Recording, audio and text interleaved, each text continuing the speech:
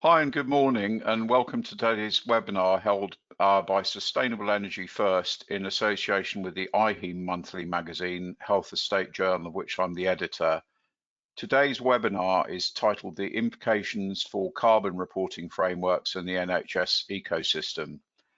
In it, two SE First personnel, Head of Developments and Frameworks Bethany Fleetwin and Solutions Engineer Dr. Karen Neal, focused on the measurement and reporting of the NHS carbon footprint and Footprint Plus, the developments associated with the NHS supply chain and carbon reduction plans, and other related frameworks that influence and are influenced by the NHS's operations and ambitions. SE First elaborates, as the theme of net zero becomes more topical, more and more organisations are beginning to speak in the language of carbon and are reporting their carbon emissions as an expression of their operational activity.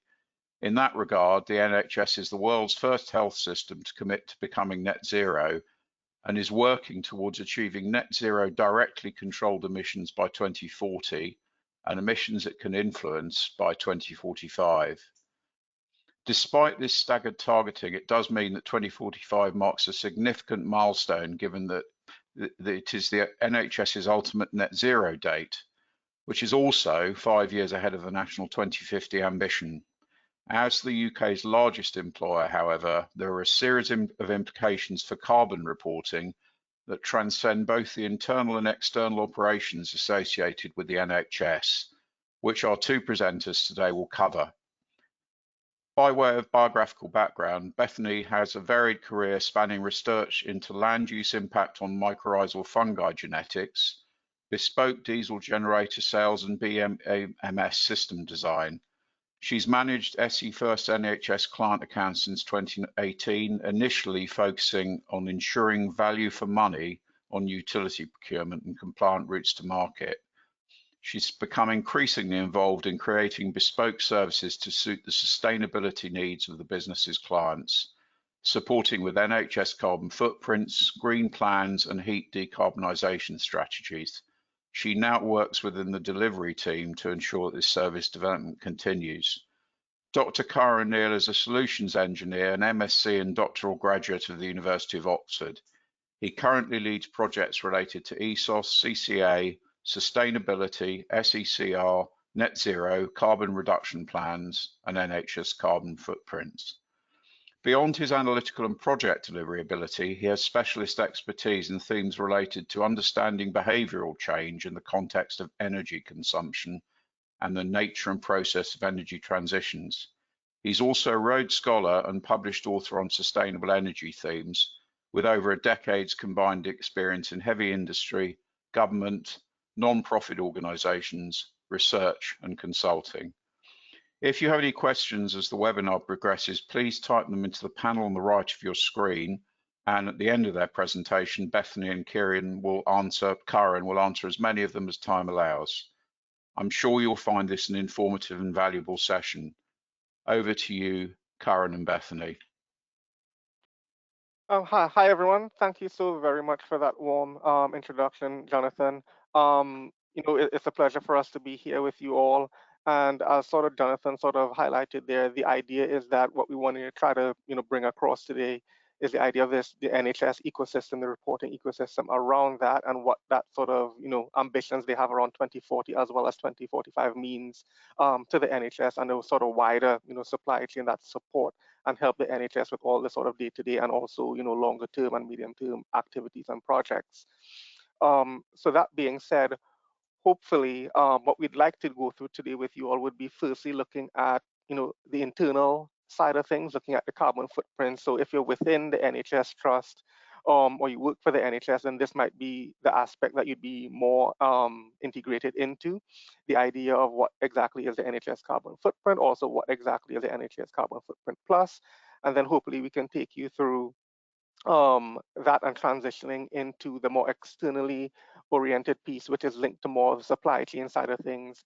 And this is where stuff like carbon reduction plans would come in as a a member of the supply chain to the NHS going forward. Because in both aspects, two sides of the same coin, there are some developments heading towards 2040 and 2045 that are worth highlighting for the respective perspectives that would be hopefully useful to everyone on the call. And also linked to that would also be exploring the wider world. So even though we're talking about carbon footprinting or even carbon reduction plans, there's also a wider policy and legislative landscape out there that would also be shaping and influencing the direction of travel relative to net zero. So we'd love to dive into that with you all a bit today as well, to sort of touch on that and share some insights around the wider world of other carbon reporting regulations. Yeah, I think it's probably hitting some people now, Kyron, as well, with it within NHS trusts on how much impact you're going to have on your supply chain and what you're going to be asking of your supply chain over the next few years. So yeah, it's really crucial that you understand what the implications are for people outside of the trust that you're working with. Yeah, no, awesome. And that's exactly right. Exactly right, Beth. So that being said, I think we can start off the narrative of the story, if you like, by thinking about, the driving sort of ambition here. And this is where we'd love to start off with, thinking about the carbon footprints within the NHS. And I say carbon footprints for multiple reasons. The first sort of being that in theory, you'd love to be doing a carbon footprint every year so that you have year on year up-to-date information around what exactly is the total emissions linked to the NHS practices or services that you'll be looking at within your various trusts. But in the wider landscape, it's also about the fact that within the NHS, the broader NHS, having the aim to be the sort of world's first net zero national health service, the way it's sort of split is into sort of two carbon footprints, if you like. The first one being, the NHS carbon footprint plus, and the NHS carbon footprint, and then you have NHS carbon footprint plus. Now, with the NHS carbon footprint, what that is sort of pretty much looking at is, predominantly a scope 1 and 2 emissions. And of course, we'll go into that in a bit more detail a little later on. But that's stuff linked to, your electricity, natural gas, all the sort of direct emissions that you have control over, and you sort of purchase energy as well. But then there's a subset of scope 3 emissions, and this is where all the supply chain really comes in, that's sort of captured within that. But the main takeaway from this is that it's a sort of smaller footprint compared to the NHS Carbon Footprint Plus. But within this sphere, the ambition here is to achieve net zero emissions by 2040. So that's the first milestone there. 2040 is a key date that you're thinking about, whether you're in the NHS or a supplier to the NHS. And that being said, if the national goal is, net zero by 2050, that means it's a decade out before that. So that's something to think about and put into perspective if you're working in the NHS or planning to supply or already supplying to the NHS. And within that framework, there's also the ambition to reduce the emissions linked to the NHS footprint by 80% between 2028 to 2032. So therefore, we only have a 3-year period between this year and 2028 for that sort of ambition to sort of really be integrated into the framework itself and sort of be on the ground in situ taking action to sort of help achieve that net zero by 2040. And then also linked to the NHS Carbon Footprint Plus. So bearing in mind that the NHS carbon footprint would have captured scopes 1, scopes 2, and a subset of scope 3, the NHS Carbon Footprint Plus would pretty much capture everything else that would make up the full complement of the NHS's greenhouse gas carbon footprint. And we'll go through that in more detail, as I mentioned, in a bit. And this is where the 2045 date comes into play, in the sense that after you have the first ambition of 2040 linked to the NHS carbon footprint, then you have the NHS carbon footprint plus's ambition that comes in for 2045. And that's 5 years after the original 2040 ambition and 5 years before the national 2050 ambition.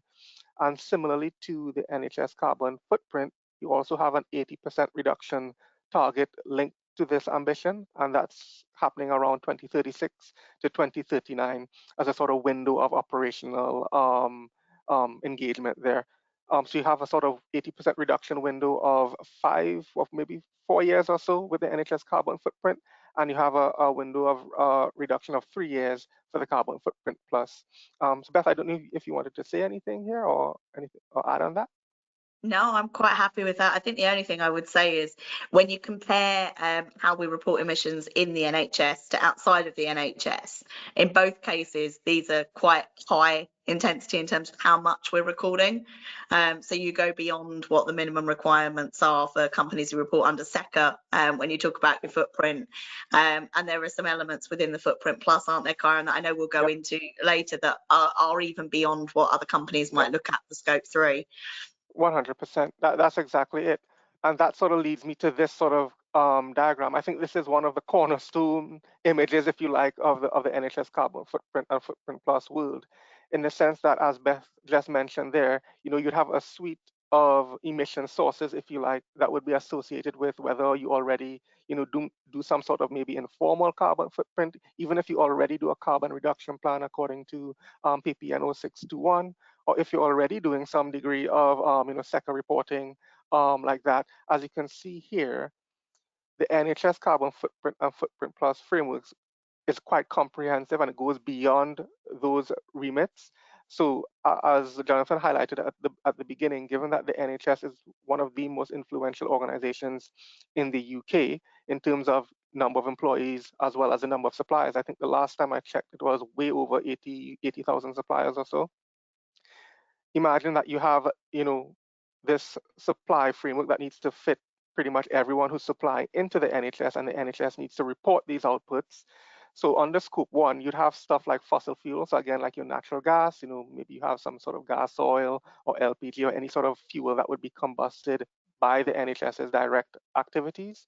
You'd have stuff linked to the NHS facilities, whether, F gases or stuff like that, or refrigerant gases would be, part of that is always worth considering. As a sort of health service, you'd have anesthetic gases linked to that as well. And then you also have stuff like the NHS fleet and leased vehicles, pretty much the transport that's owned or controlled by the NHS directly, though the fuel that's combusted in those vehicles for transportation and movement would be part and parcel of the scope 1 under the NHS carbon footprint. And then under scope 2, which is your purchased energy, in the wider scope, it can include things such as purchased heat, purchased cooling, but in the NHS's case here, it specifically sort of revolves around electricity. And under scope 3, so now we're drifting into the realm of supply chain and more indirect emissions. With respect to the NHS carbon footprint, the scope 3 is more so focused around water, waste, business travel, so any sort of public transport that's used, any employee-owned vehicles used for NHS business services. Oh, sure, what happened there? Yeah, NHS business services, and then you also have stuff like metered dose inhalers as part of the service and treatment care that would be part and parcel of the NHS service overall. And we also have another element here up here linked to called energy well to tank, which sort of pretty much represents the sort of emissions that would be associated with getting a fuel from, as it sort of suggests, the well or the source of the fuel to the place where it's stored for use in vehicles or boilers and stuff like that. And that, in a nutshell, is the sort of NHS carbon footprint. And that's the left-hand side of the diagram. So as you can see on the right-hand side, which is the NHS carbon footprint plus, there's a lot more things that need to be included there. So from moving from the left to right, we've just moved from the ambition of net zero by 2040 into the ambition of net zero by 2045. And in that, you'd have so many different things to be included, such as staff commuting, food and catering, business services, medical devices. I won't go into all of them in the interest of time, but it's to let you know that it's scope 3 usually makes up almost 80 to 90%, depending on the nature of the organization, of the total emissions of an organization's carbon footprint. So this is something really important to bear in mind because it is not an activity to be taken lightly, and it's a lot of data, it's a lot of effort and energy that needs to go into to get the data ready and also to do the analysis and report back on it. So it's just that to bear that in mind.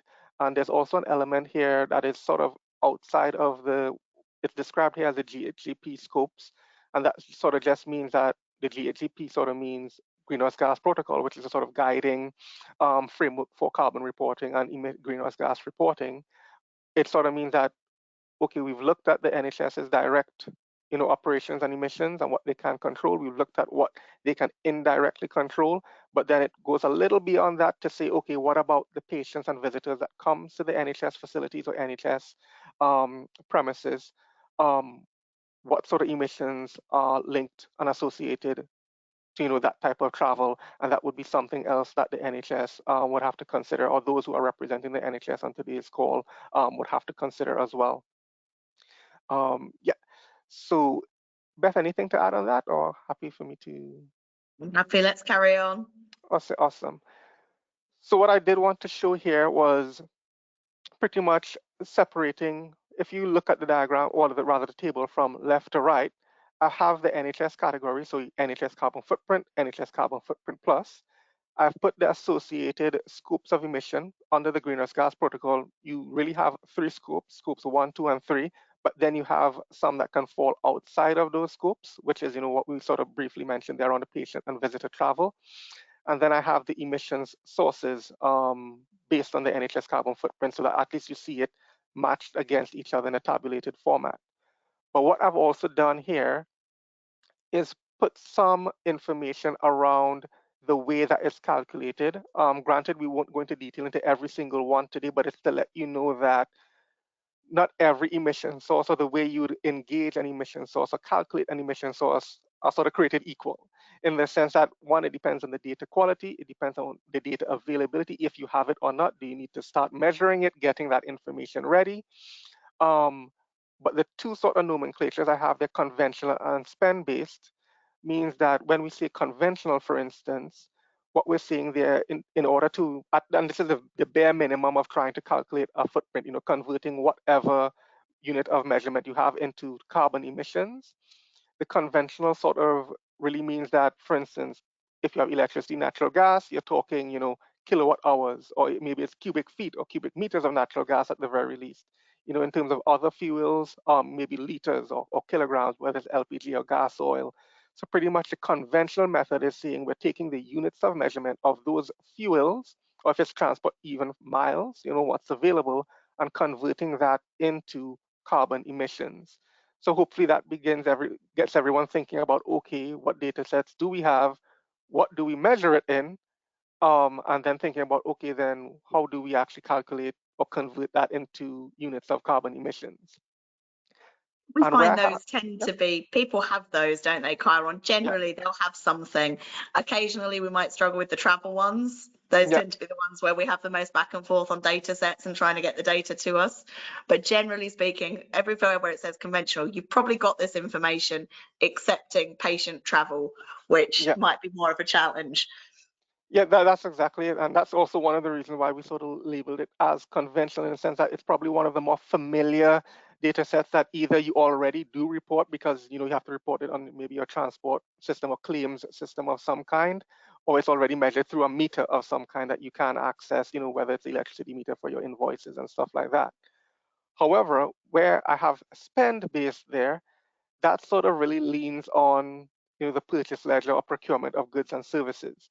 At the very least, if it is you have an idea of the contract value or contract spend on that given good or service, then we can potentially convert that into carbon emissions using sort of internationally recognized carbon conversion factors.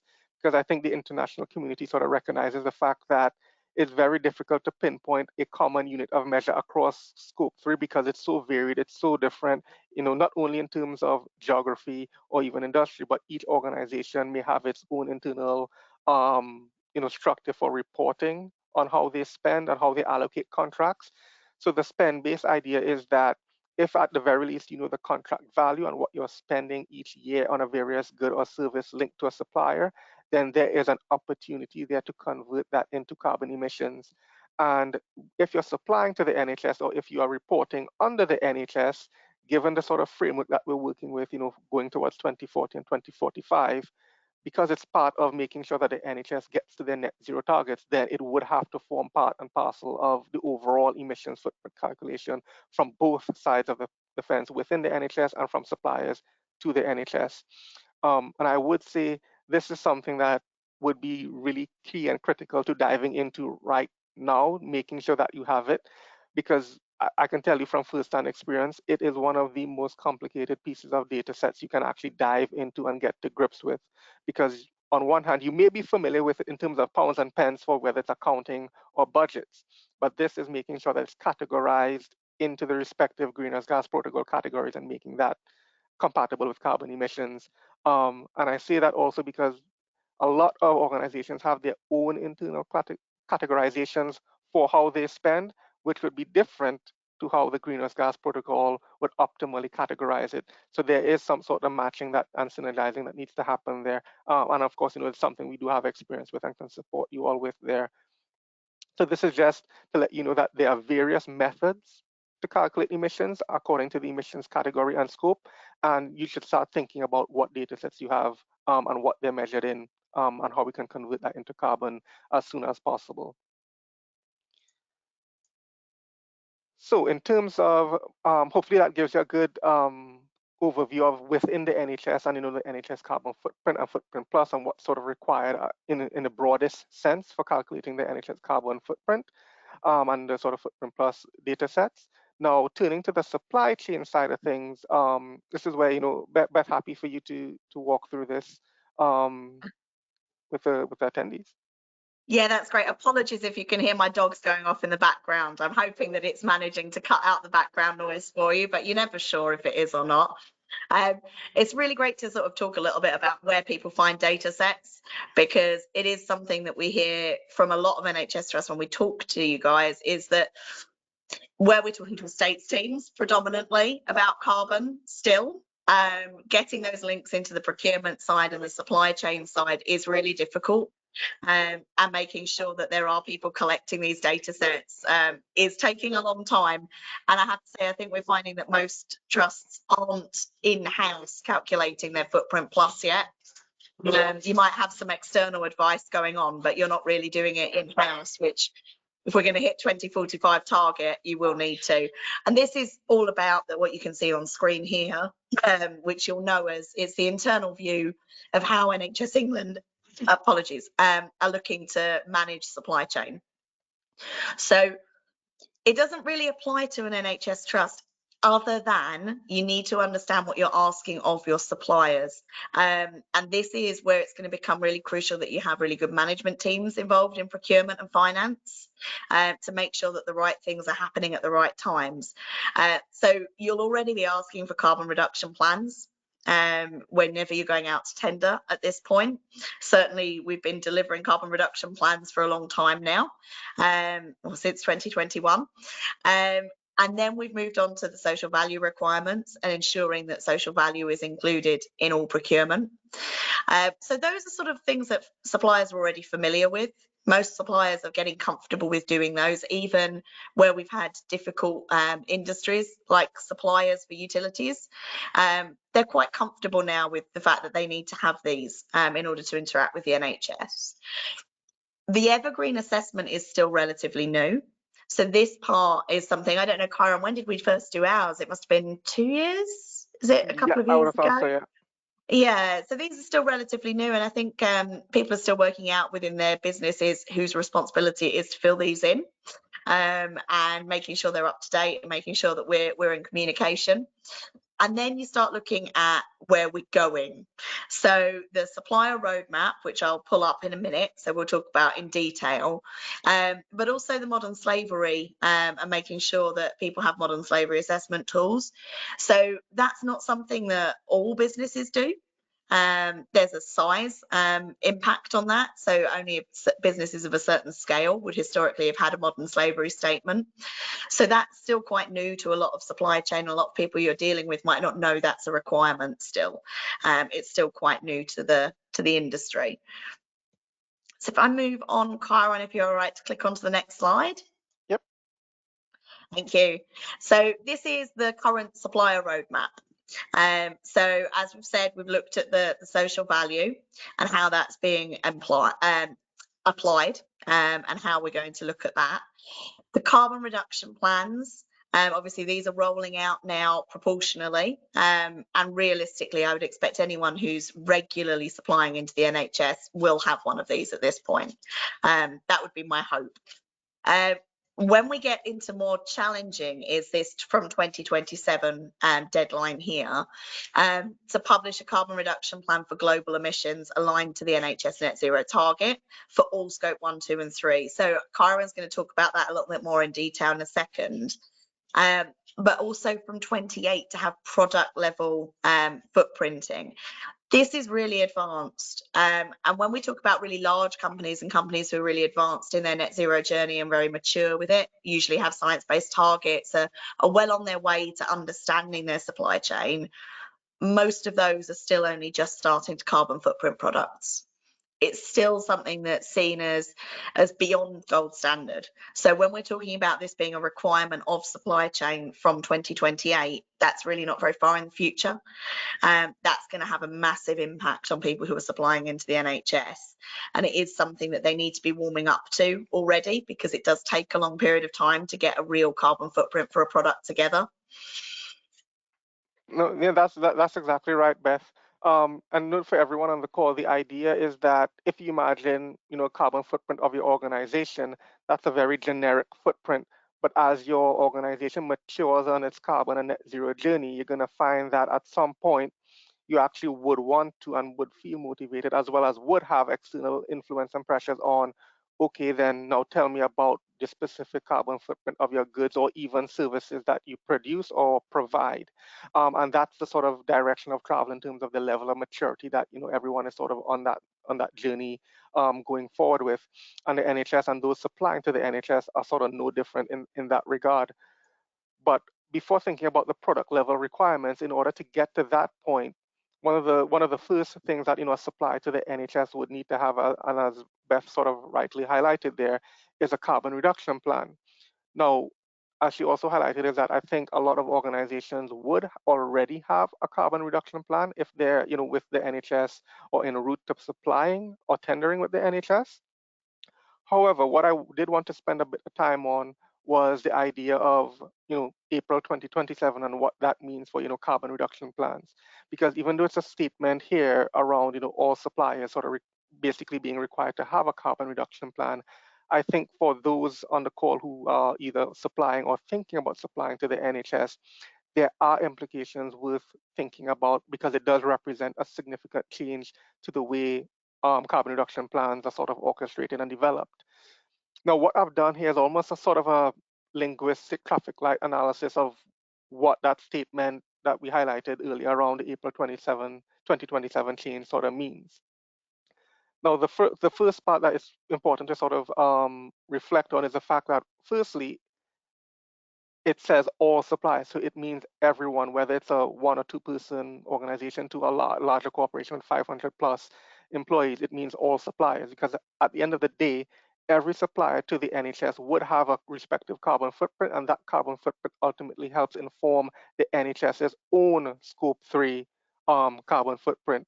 So the idea is that a supplier's scope 1 and 2, or even 3 to some extent, informs the NHS's scope 3. So the NHS is going to be quite interested and active in trying to find out and quantify, as well as qualify, what its supply chains, carbon emissions and footprint sort of looks like.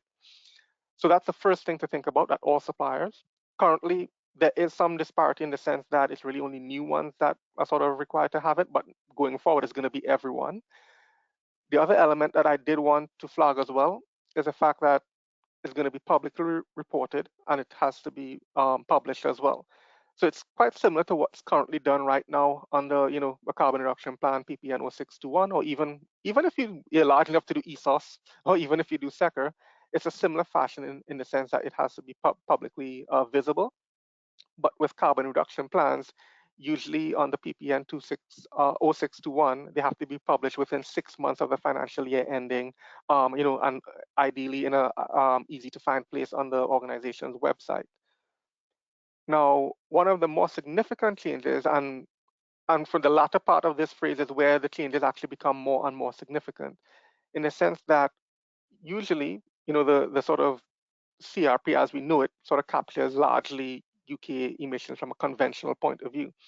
However, with respect to what the NHS would like to understand, like to do, this is global emissions. So that means your organization needs to think more globally about its assets and its operations. So it's not just a UK specific thing. It's going to be global. So that's one of the key things that you need to sort of understand, because that fundamentally changes the operational boundary, so to speak, of what emissions can or should be included in your carbon footprint and ultimately your plan to reduce those carbon emissions.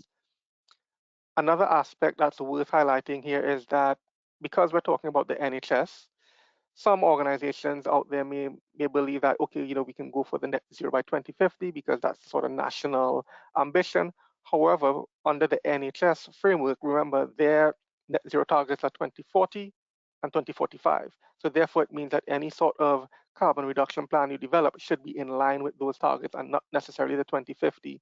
So it needs to be a 2040 or 2045 target that you will sort of be going for.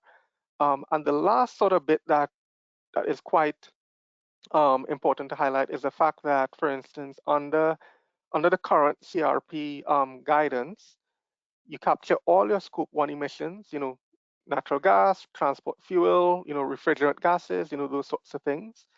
You capture all your Scope 2, purchase electricity or heat or cooling, but although conventionally it's largely electricity depending on your industry. But currently, there are only sort of 5 Scope 3 emissions categories that are sort of captured under the CRP regimen as we currently understand it.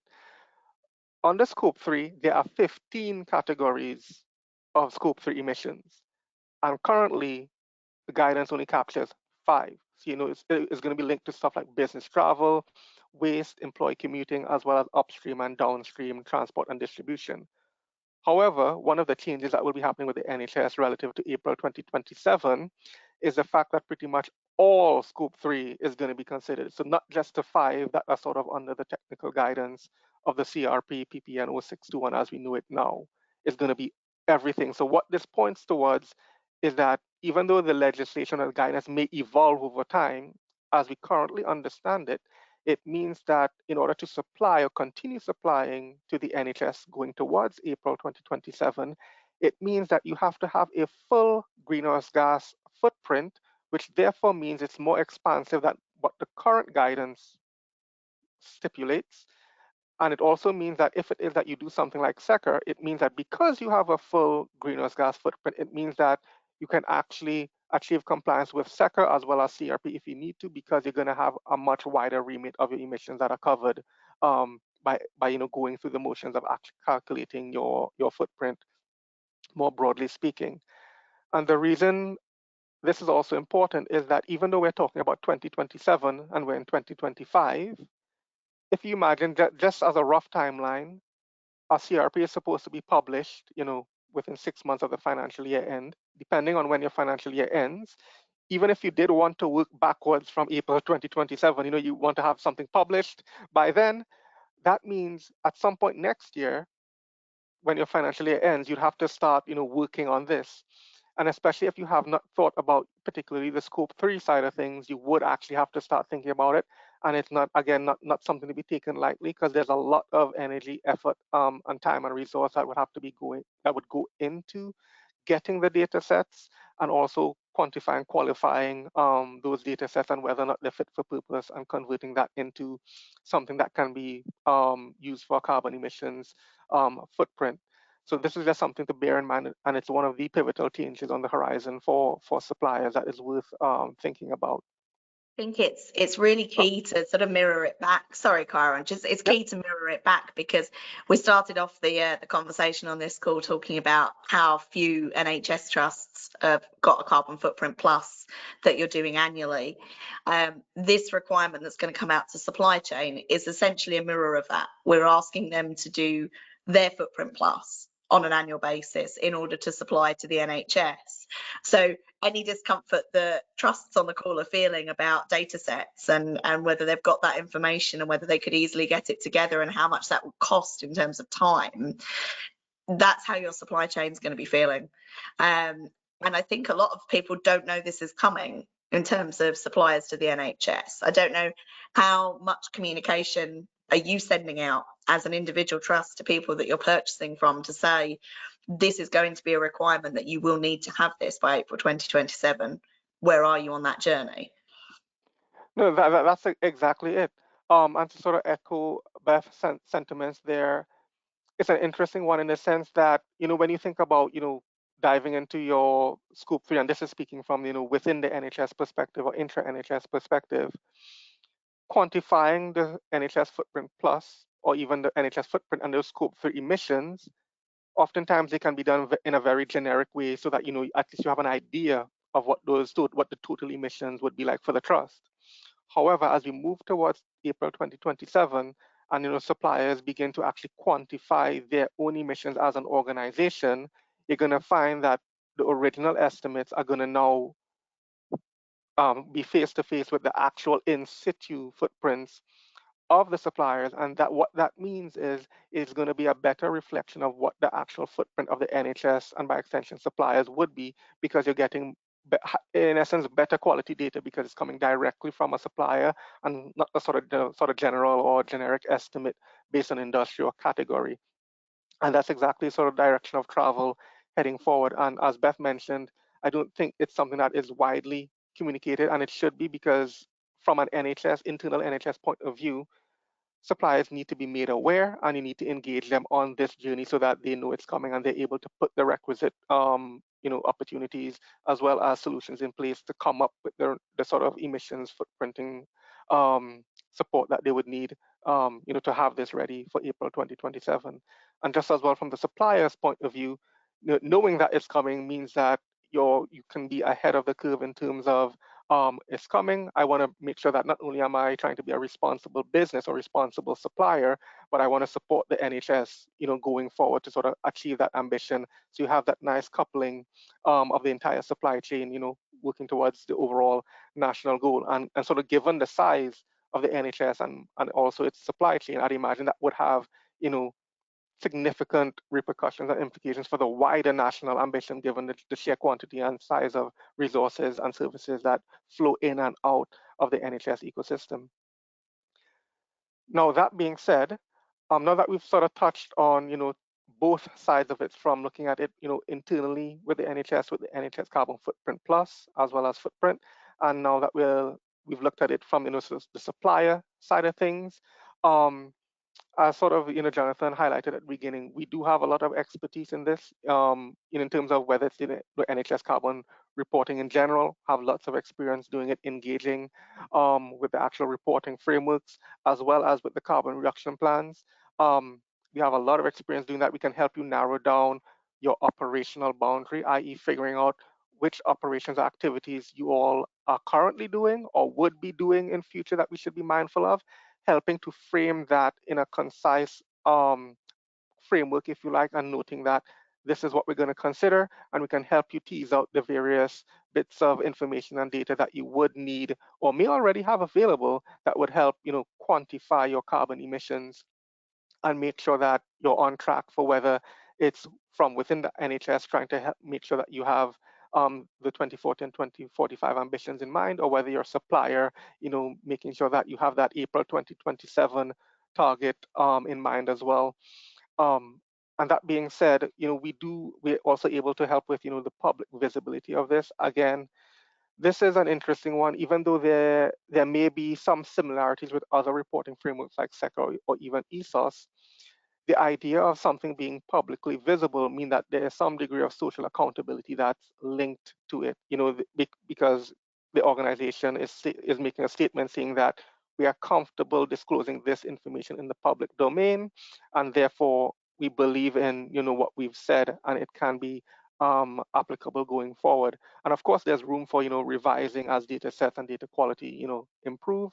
But at the end of the day, we're able to help with this, delivering a fully publishable carbon reduction plan or NHS carbon footprint report. We can also advise on, how best to de-risk disclosures or statements in and around that, advising around the linguistics there. And also importantly, and also linking to the purposeful use of ecosystem in the title, making sure that there is consistency across the various reporting streams that might be part and parcel of what you all are doing, whether that's the green plan refresh that a lot of NHS trusts are going through at the moment, or whether you're a private organization that qualifies for ESOS or SECR, or even if you're engaged in TCFD, or any other sort of related reporting instruments. We can sort of help with that type of engagement. I sort of mentioned the key things on the horizon. You need to start thinking globally about your emissions, because I can show you there might be some instances where you haven't really thought about it as part and parcel of your operations until you actually sit down and review what you do, and then you're like, oh yeah, I remember I have this operation in like North America or Canada, and then that becomes part of the conversation as well. And we have a lot of experience doing international boundary workshops to help clarify and define those boundaries of operation, and also supporting, and very importantly, the data collection side of things as well. There's a lot of growing pains that happens when you sort of expand your footprint or begin the journey of calculating your footprint, and we can certainly help alleviate those and give you templates and all the support you need, answer queries and questions that would help get you to a position where you're comfortable with the data sets coming in.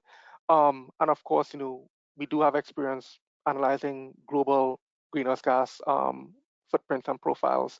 And interestingly, it may be more efficient as well, because as I mentioned with the carbon reduction plan side of things, if it is that you've expanded and you have a full complement of greenhouse gas emissions at your disposal, or the footprint for it, then it means any sort of, at least as it currently stands within the legislative and regulatory landscape, it means that you're able to disclose the relevant bits that would achieve compliance or achieve the minimum requirements, or just as well if you want further requirements to be achieved, because you would have a full complement at your disposal, and we're able to sort of help shape that for you as well.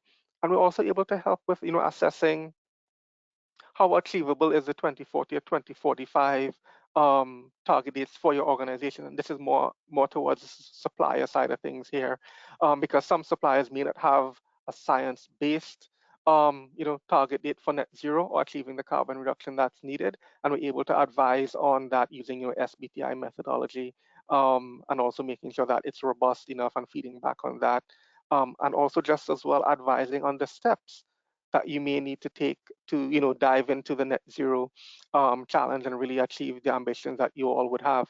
And this doesn't just mean that it's only a carbon reduction plan. We have a full net zero service we can offer and help with that, starting from getting your emissions footprint, looking at a baseline, looking at the reductions over time to the relevant target date, as well as the various actions that can be potentially undertaken to help mitigate emissions and ultimately work towards that net zero ambition that everyone is working towards within the NHS ecosystem.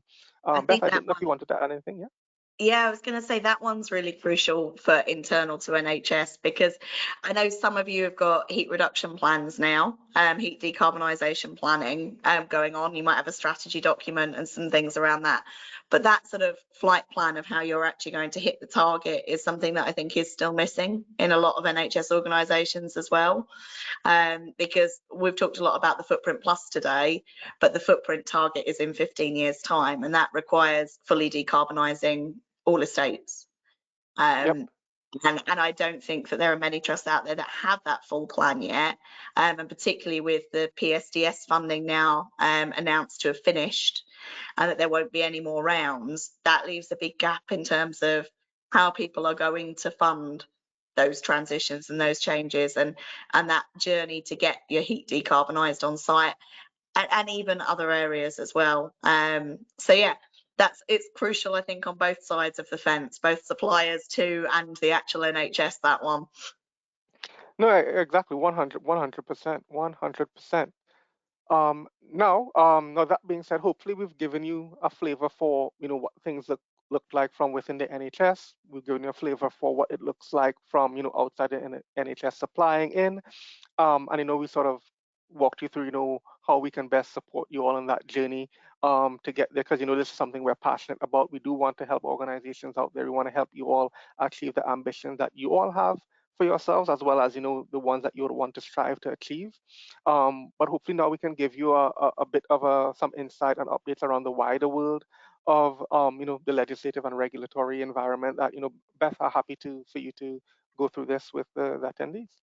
That's great. I'm going to go quite fast because I want to make sure that you've got time to ask us some questions. So this is mostly just to give you a bit of an awareness of what's going on outside of the NHS world if you don't have one.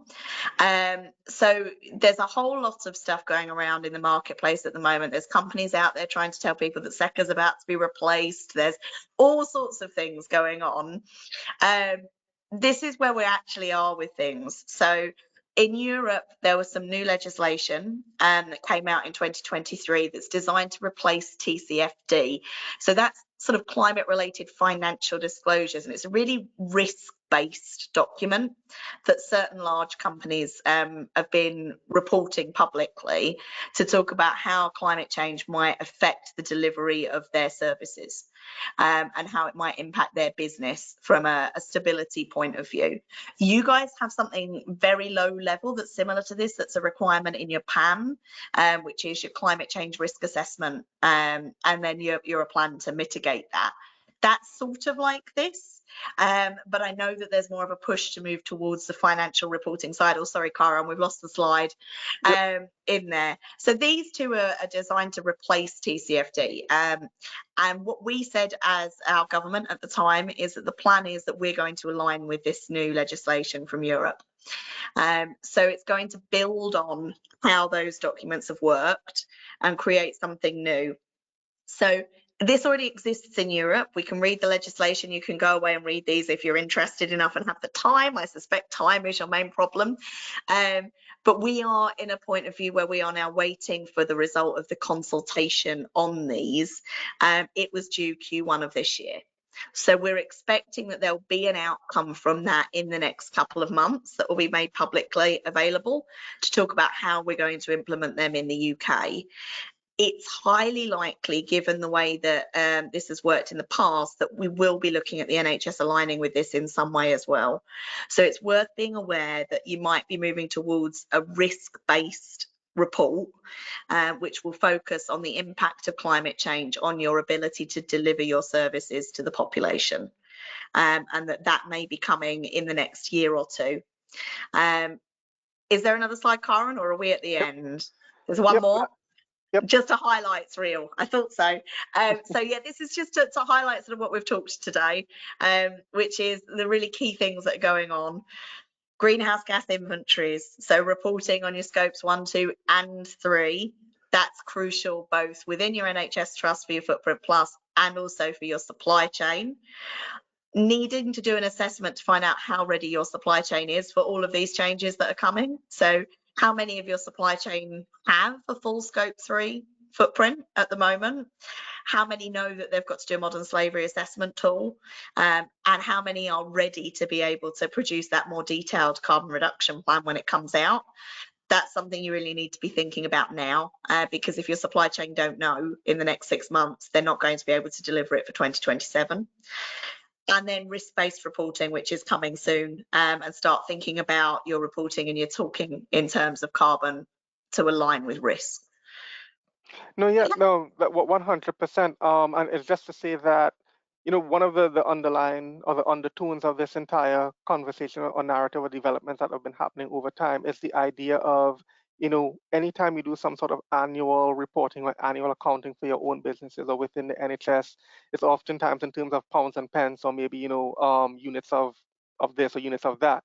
But one of the things that is becoming more mainstream is the idea of the language of carbon and getting familiar with carbon terminology, and the fact that on every year you should be able to understand, oh, this year my organization has emitted, X tons of carbon dioxide or carbon dioxide equivalent.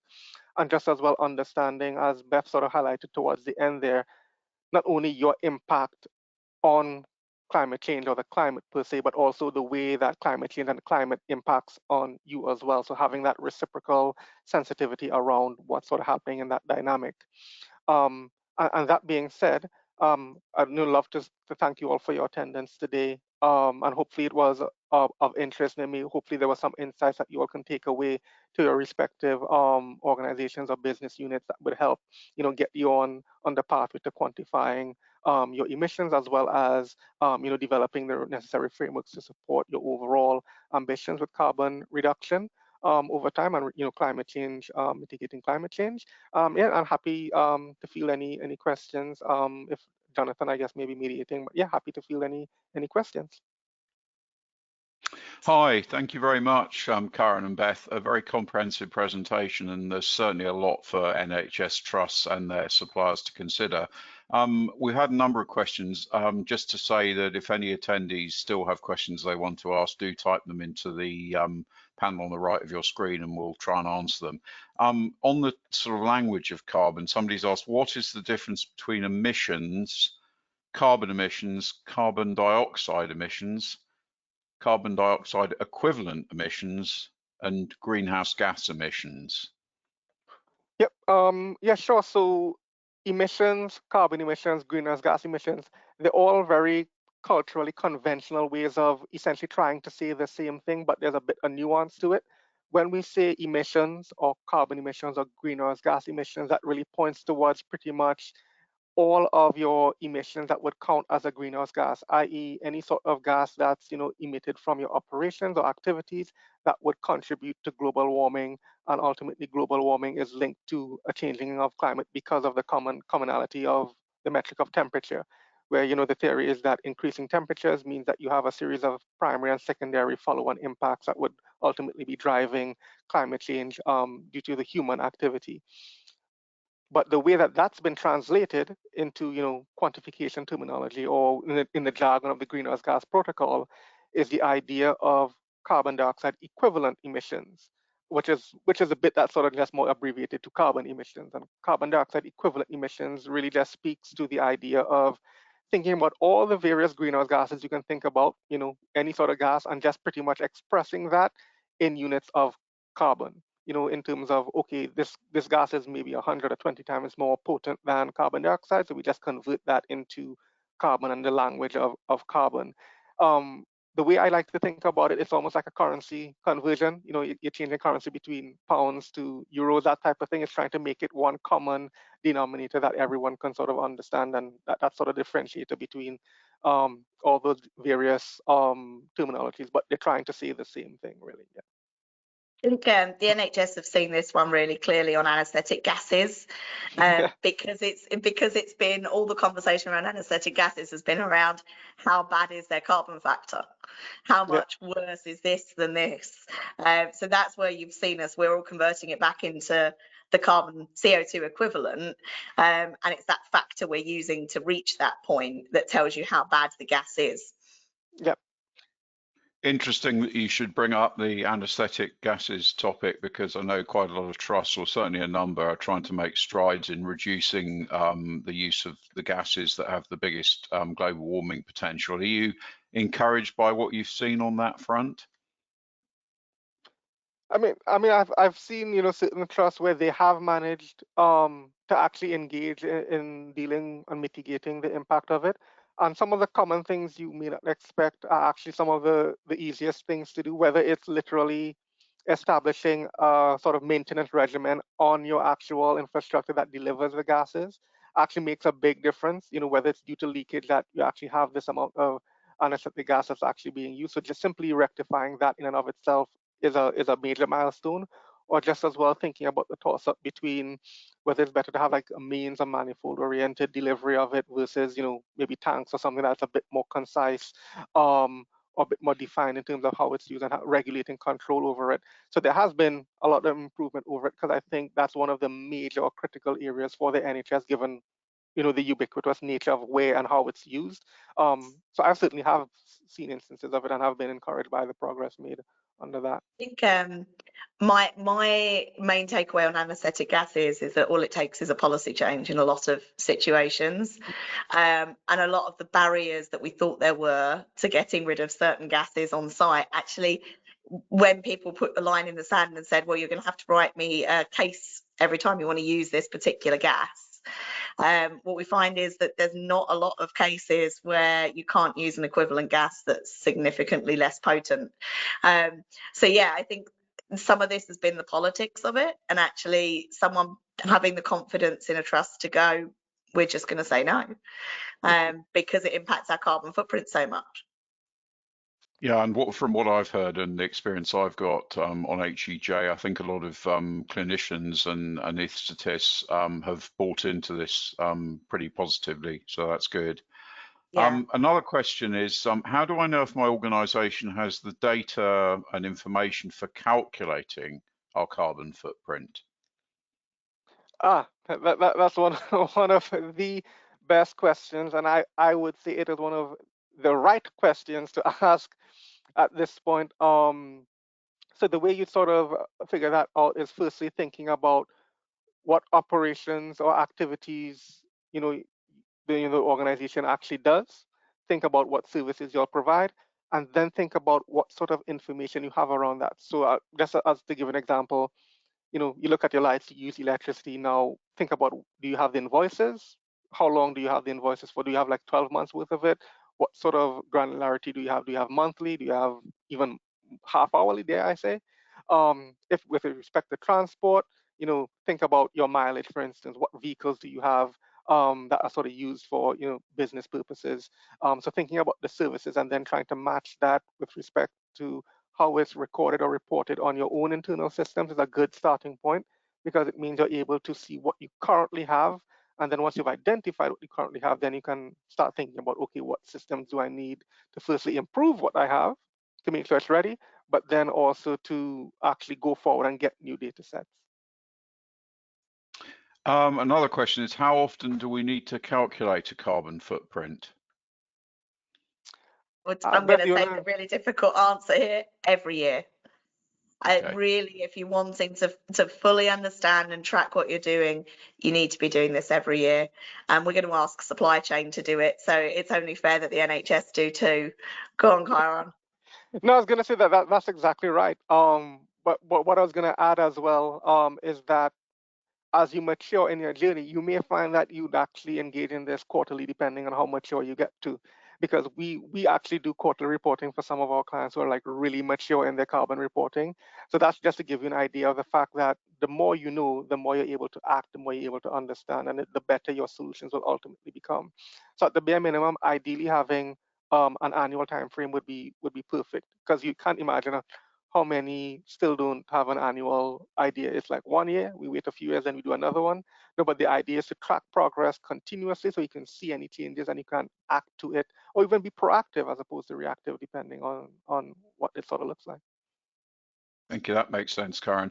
Somebody else has asked, my organization already has a carbon reduction plan. What do the changes on the horizon mean for us? Oh, well, Beth, I'd let you speak about the TCFD side of things and all that, if you like, and then I can follow up with the explicit question. Yeah. Yeah, definitely. So the changes in terms of the coming legislation is a little tricky to give a full answer, but I am expecting that more organisations are going to be captured, and that there'll be more conversations around how your carbon emissions impact the wider climate change and how climate change impacts your organisation. It's trying to build that link and that reciprocity into the process for companies to think about. And you'll be looking more at how climate change is going to impact on your ability to deliver alongside how your emissions are impacting the world.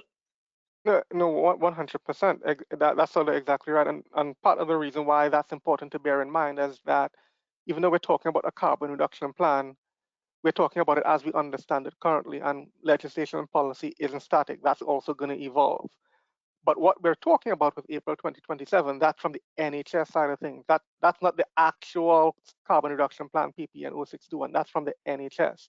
So what that means from a carbon reduction plan point of view is that you will have to start thinking beyond the remit of what our PPN 0621 is looking at.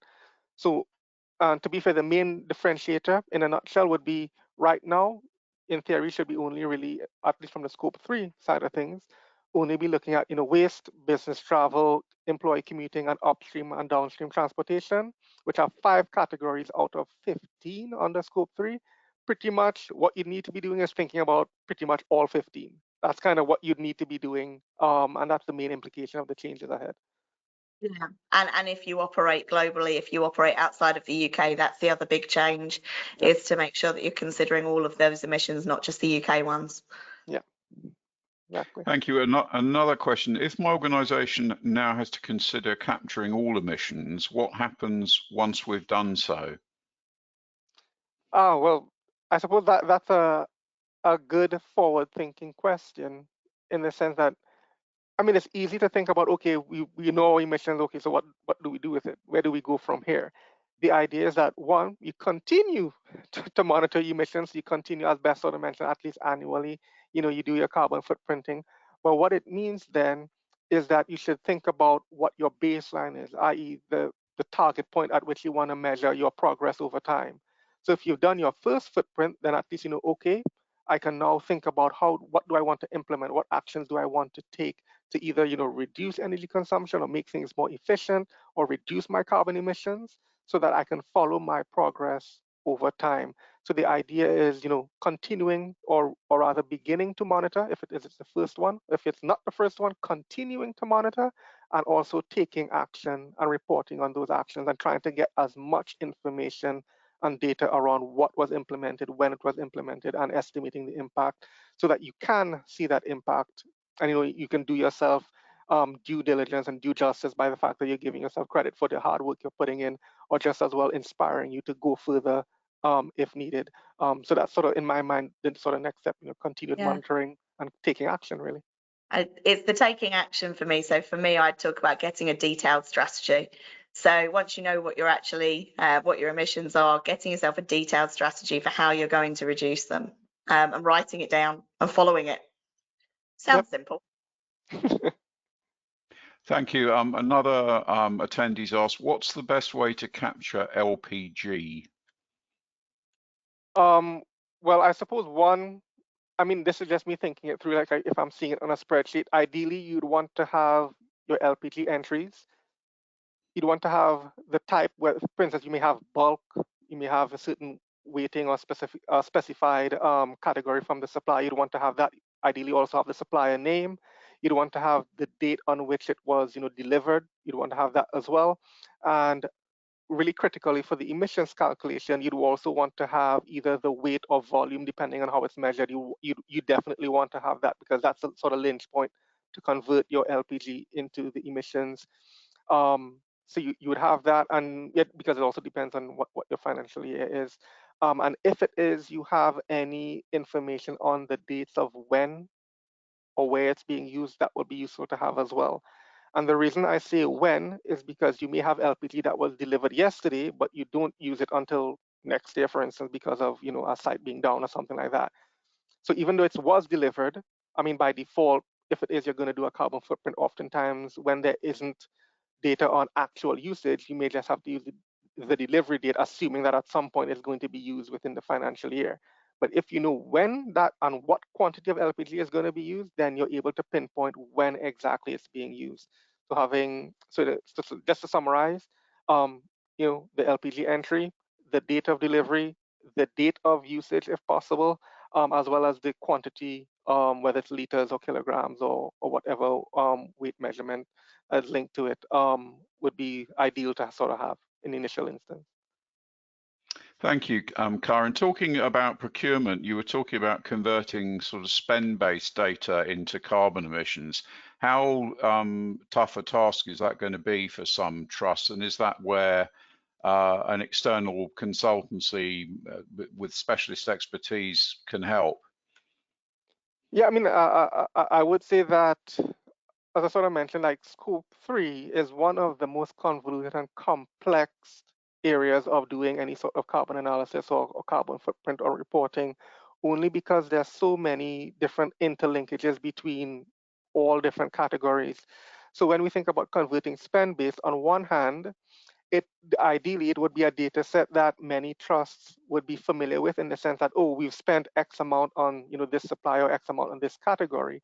However, converting that into emissions is a different realm, and definitely having an experienced consultant to help guide that process would be quite useful, in the sense that someone like Sustainable Energy First would be able to guide along, one, the categorization of that spend into the relevant emissions categories, which would oftentimes are not be different to what the internal spend category is, because I appreciate the fact, finance teams would have their own categories of spend to make sure that it's aligned with internal systems, but then that isn't necessarily translatable into the greenhouse gas protocol. So we're able to do that and also match that against the requisite emissions factors that would ultimately convert that into the emissions that would be, needed for the analysis.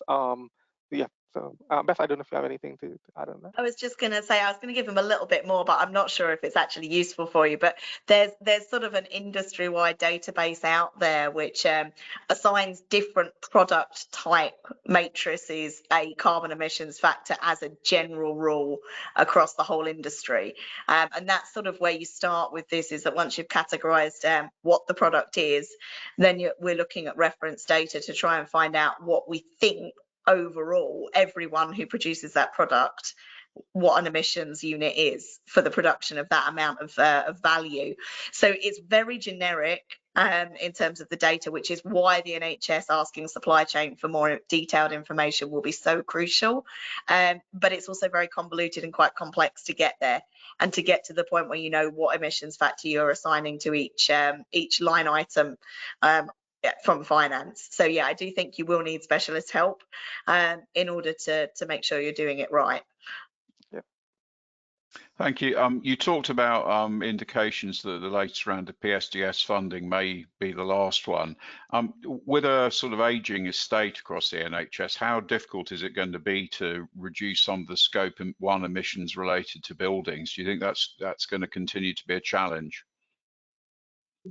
In short, I am hopeful that there will be alternative funding proposed. I've still retain some hope that there will be money given for this, because realistically with the target we've got, we need it.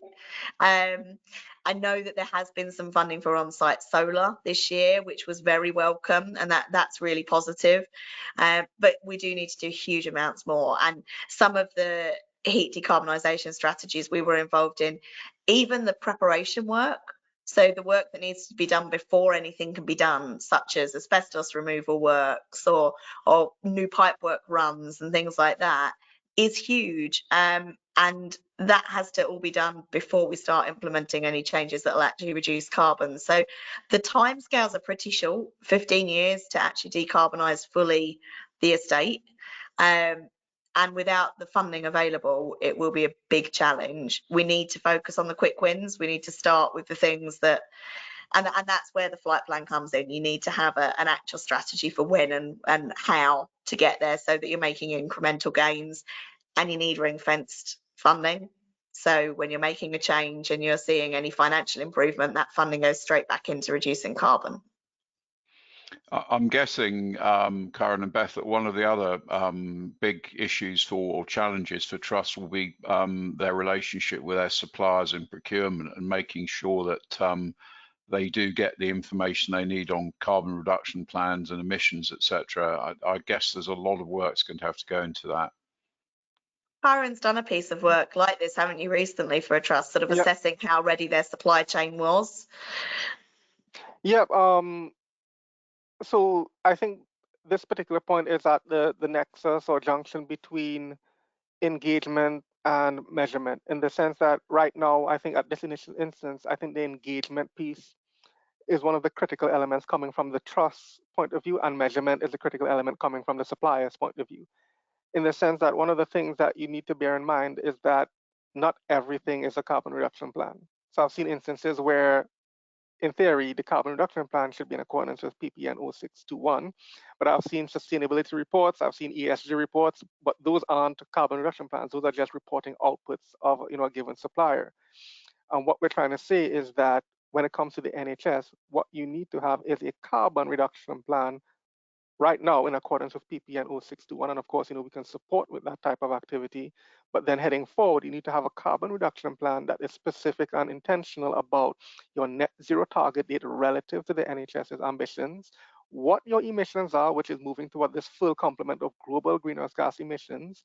And it also needs to be signed off by director level or board level leadership within the organization. You also need to have documented evidence, or maybe not evidence, but ideally it should be evidence, but you need to document what carbon reduction initiatives would have been implemented, which is very different to something that is more of a sustainability report or ESG report that is designed to more sort of tell the public more about what the organization is doing across the board from an environmental, social governance point of view or sustainability point of view. A carbon reduction plan is more purposeful, it's more intentional in the sense that the focus is carbon and we want to reduce it in line with the NHS point of view. So having that engagement means that the NHS trusts should be engaging with the supply chain, but also, where possible or practicable, trying to devote time to reviewing what it is they're getting from suppliers currently. Is it actually a carbon reduction plan, or is it more of a document that is, stating out general ambitions and aims and progress to date? So that's something that I think would be crucial for NHS trusts to do. And on the other side, I think suppliers right now actually need to get on board with actually developing a carbon reduction plan as a standalone document, or it may be integrated, but it should be something that is clearly defined within any sort of wider reporting, and it needs to be something dedicated to mitigating carbon with all the requisite inputs in there. Yeah, so that's what I say the sort of junction or nexus would be between both. Yeah. Presumably, would there be any penalties on suppliers if they don't provide the relative data? I mean, presumably the onus is still on the trust to ensure that they do supply it. Could it mean them being, taken off supplier lists or?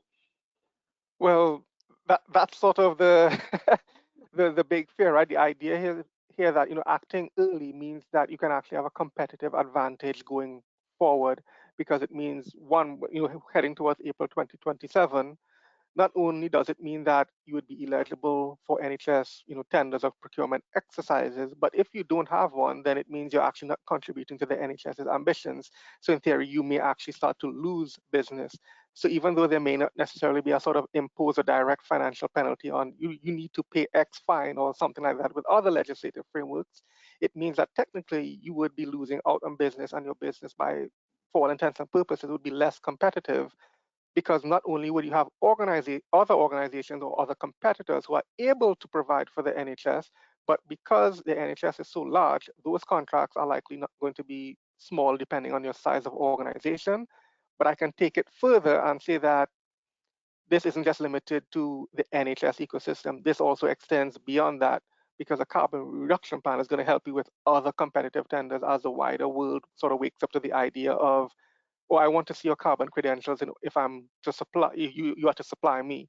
Because the same thing that's happening with the NHS, where the NHS is driving the idea of my supply chain, tell us what our emissions are, because we need to know, because we have ambitions we want to achieve. You have other large organizations out there who are adopting similar approaches, in the sense that they need to understand their supply chain, and they are also imposing similar types of frameworks on their own supply chain, addressing their own emissions. So it's almost like a knock-on effect. And at the heart of it, I think, is the potential for decreased revenue and a decrease in competitive advantage and competitiveness overall. Thank you very much. Well, Karen and Beth, that brings us to the end of the questions we've had. I'd like to thank you both for a very interesting presentation, tackling a pretty complex subject in a way that's easily comprehensible. I'm sure that both of you would be happy to answer questions subsequently. Your contact details are on the screen. And just to say that recording of this presentation and webinar will be circulated in the next few days. Thank you both very much for taking the time to present, and thank you to all the attendees today as well. Goodbye. Thanks Thank very you. much. Cheers. Bye.